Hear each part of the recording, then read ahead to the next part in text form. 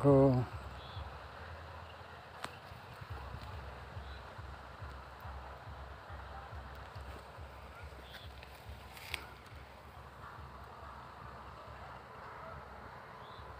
Miyawaki forest. এটি গত 5ই June 2022-এর 5ই June বিশ্ব পরিবেশ দিবস উপলক্ষে এই মিয়াওয়াকি ফরেস্ট নামে এই যে একটা ক্লাস্টার ভিত্তিক বনাঞ্চল তৈরি, সেটা ইনঅ্যাগুরেটেড বাই পার্থ ঘোষ।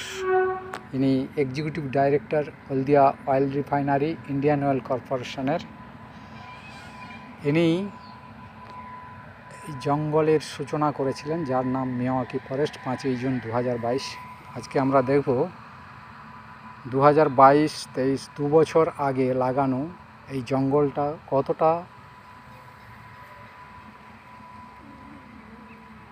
জঙ্গলে পরিণত হয়েছে। যে উদ্দেশ্যে লাগানো হয়েছিল সেটা দেখুন। এই হচ্ছে 2022 সালের 5ই জুন লাগানো হয়েছিল এই সকল গাছ। বিভিন্ন ধরনের গাছ আছে, ফলের গাছ আছে, ফুলেরও গাছ আছে, দেখুন ঝাউ আছে। এটা পুরোপুরি যখন লাগানো হয়, এটা রেলের জায়গা। এই সামনে দক্ষিণ পূর্ব রেলওয়ের হলদিয়া স্টেশন, এই স্টেশন হলদিয়া স্টেশন।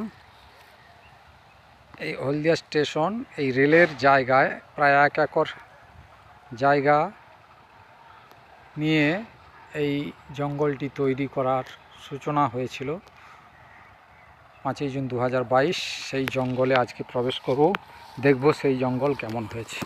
দেখুন কিভাবে জঙ্গল হয়েছে। এটাকে পুরোপুরি একটি ঠিকাদারের হাতে দিয়ে দেওয়া হয়েছিল দেখভাল করার জন্য, এবং জঙ্গলটাকে এইভাবে জঙ্গলে রূপান্তরিত করার জন্য দায়িত্ব দেওয়া হয়েছিল।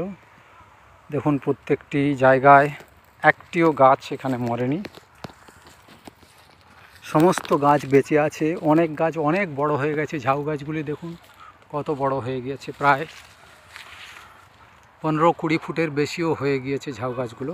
এছাড়া অন্যান্য গাছগুলো বড় হয়েছে। দেখুন বিভিন্ন ধরনের গাছ আছে এই জঙ্গল। আমরা ঢুকছি জঙ্গলের ভেতরে। মাঝে মাঝে জল দেওয়ার ব্যবস্থা রয়েছে, এই যে জলের লাইন করা হয়েছে, এবং এখানে দূরে সাবমার্সিবলও বসানো হয়েছে। এবং এই জঙ্গল তৈরি করার আগে এই মাটিকে ভালো করে তৈরি করা হয়েছে সার দিয়ে, বিভিন্ন নানাভাবে, যাতে গাছগুলো তাড়াতাড়ি বৃদ্ধি পায়। সেই জন্য মাটিও তৈরি করা হয়েছে জৈব রাসায়নিক সার দিয়ে, রাসায়নিক সার নয়, জৈব সার দিয়েই মূলত এই মাটি তৈরি করা হয়েছে এই জঙ্গল তৈরি করার জন্য। মাঝখানে জল নিকাশির জন্য ড্রেনও করা হয়েছে। এই দেখুন এই ড্রেন, দুদিকে ড্রেন করা হয়েছে যাতে জল না জমে, সেই ব্যবস্থা করা হয়েছে। একটা জলের লাইন, মাঝে মাঝে জল দেওয়ার জন্য জলের লাইনও করা হয়েছে। এই দেখুন পুরো জঙ্গল, চারিদিকে জঙ্গল জঙ্গল জঙ্গল।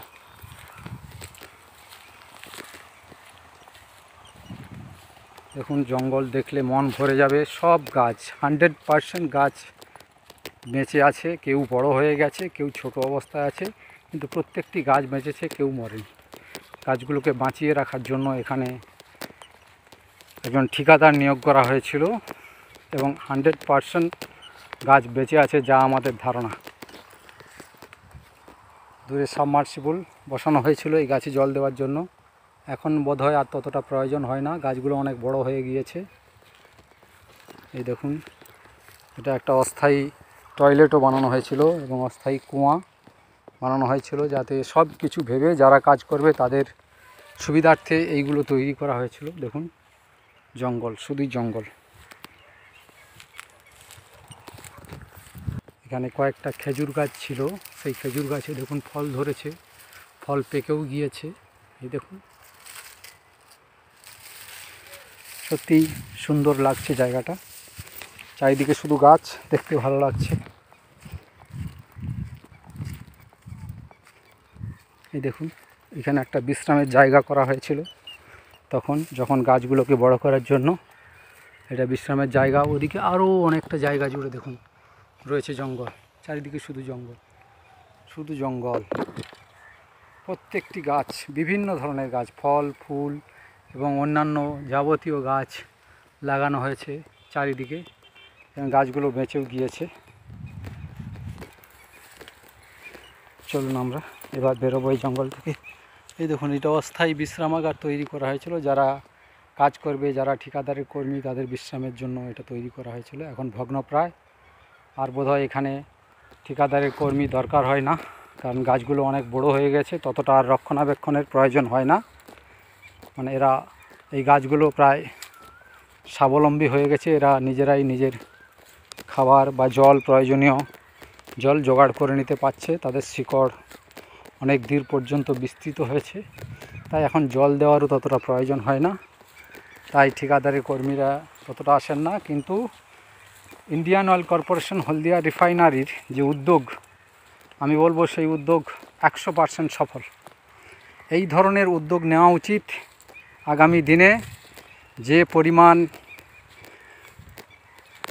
গরম বাড়ছে, পরিবেশ দূষণ বাড়ছে, বিশ্ব উষ্ণায়ন রোধ করতে এবং পরিবেশ দূষণ রোধ করতে এই ধরনের উদ্যোগ আগামী দিনে প্রত্যেকের নেওয়া উচিত।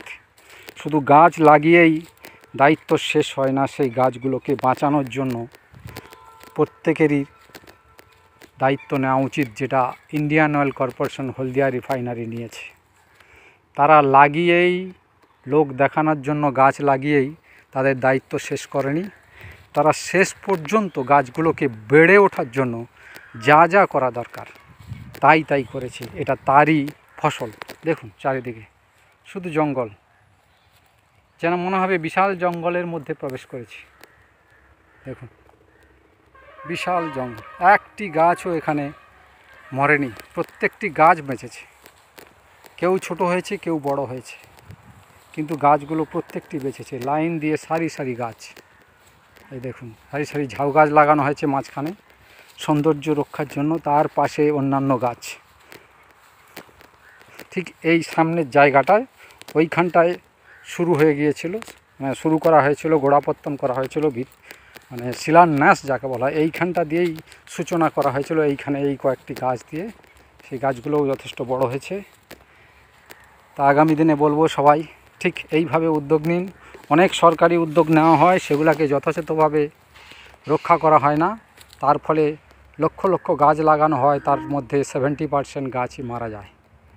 ঠিক আইওসি সেখানে দৃষ্টান্ত স্থাপন করেছে, ইন্ডিয়ান অয়েল কর্পোরেশন হলদিয়া রিফাইনারি, তাদের লাগানো 100% গাছ, তাদের যে উদ্দেশ্য 100% সফল হয়েছে, এইটা দেখলেই বোঝা যায়। তাই সবাইকে বলবো আপনারা উদ্যোগ নিন, গাছ লাগান, এবং সেই গাছগুলো যাতে বাঁচে সেই ব্যবস্থাও আমাদের করতে হবে।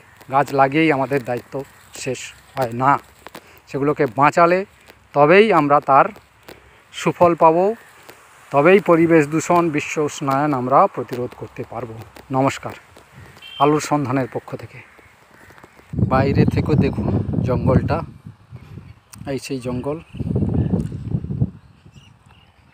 মিয়াওয়াকি ফরেস্ট, যার জাপানি নাম, এটা জাপানের দেওয়া নাম।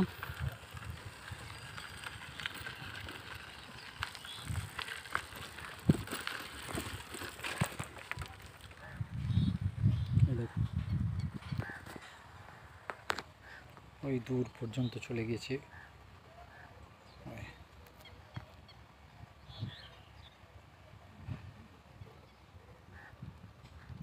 আর এই সামনে হলদিয়া স্টেশন, হলদিয়া স্টেশন এটা রেলেরই জায়গা, রেলের জায়গায় গড়ে উঠেছে Miyawaki forest, Indian Oil Corporation Haldia রিফাইনারির উদ্যোগে।